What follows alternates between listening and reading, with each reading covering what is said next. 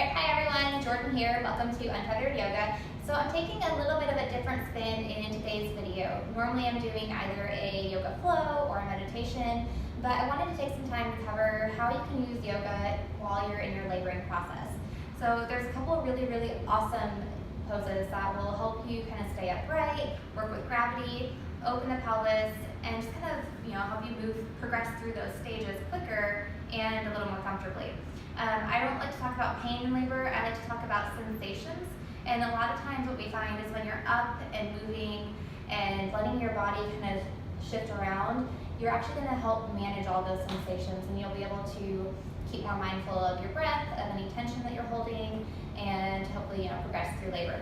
So one of the ones I'm going to start with is really an exercise ball, but in the birth world we call it the birthing ball. I like to point out though that you want to make sure your hips are a little higher than your knees. This ball's not really the appropriate size for my body, so my other one's at home, so we'll make this one work. But you'll take a seat on your ball, and you can just kind of circle one way, and go the other way. If you have a partner behind you, it can also be helpful to lean back into them while you're circling. Now, if you think about the motion of the baby as baby's spiraling out through the birth canal, baby's literally spiraling its way out due to the configuration of the bony structures of our pelvis, the sacrum, pubic bone. So this kind of helps mimic that motion. So you want to keep in mind when you're doing this, notice if one direction feels more comfortable than the other direction, and go with whatever feels best in your body, because that's your body telling you that's where you need to be focusing your efforts and your motion. Now you can hang onto this ball and we'll go into a supported child's. This is a really awesome way to just kind of relax all the tension in the upper body. You rock back and forward, maybe make some circles here. I thought this was particularly helpful, and the best part was that this made my hips accessible for hip squeezes, and for my stomach accessible for the rebozo. So my doula, while I was doing these, was doing either hip squeezes or the rebozo to help kind of decrease some of that strong sensation that I was feeling. If you would rather leave the ball out of the picture, you can also come to your forearms, drop your head down.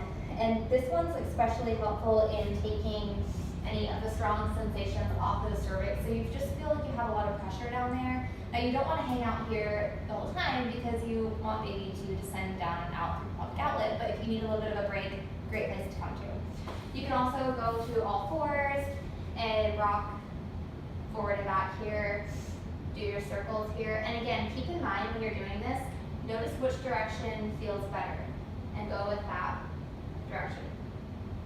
One more thing you can do here is you can do figure eights. So you can come up catty corner, circle around to the opposite shoulder, and then move on back.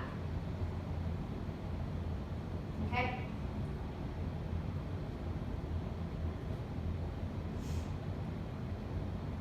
Those are the few of the basics.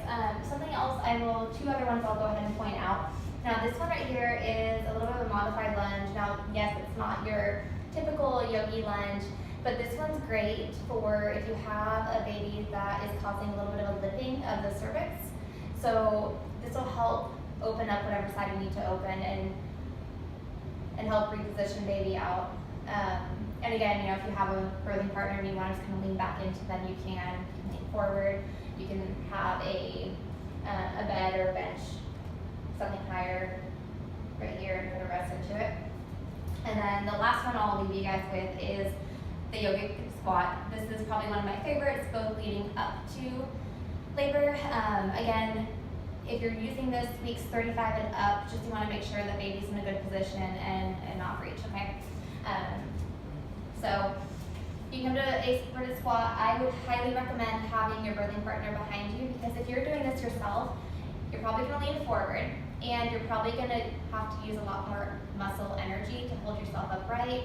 If you have a partner behind you, they can loop their arms or their forearms underneath your shoulders and help support your entire upper body while you just kind of hang down.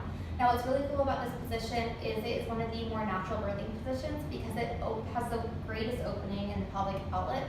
So it opens up the sacrum, it opens up the pelvis, and helps create just a greater space for baby to move through. So try those out, and what's really awesome is the more you try these out, the more familiar they feel in your body, so that when you do get to that point where you're in labor and you really need something to help manage sensations, you can pull from any of these because they already feel so natural to you, and they're readily available. You don't really need many props other than maybe that and your birthing partner. But feel free to try them out, and I look forward to sharing some more tips with you guys soon.